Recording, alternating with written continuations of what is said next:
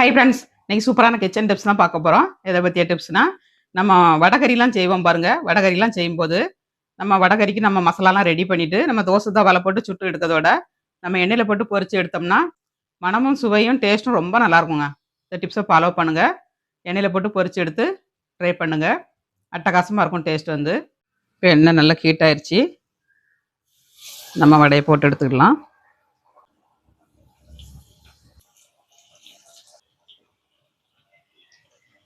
இப்போ திருப்பி போட்டுக்கலாம்.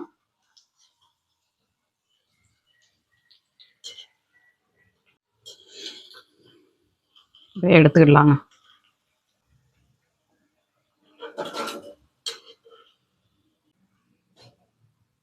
இந்த மாதிரி வேக வச்சு எடுத்துக்கணுங்க. நம்ம ஆட் பண்ணிக்கலாம் வடையை.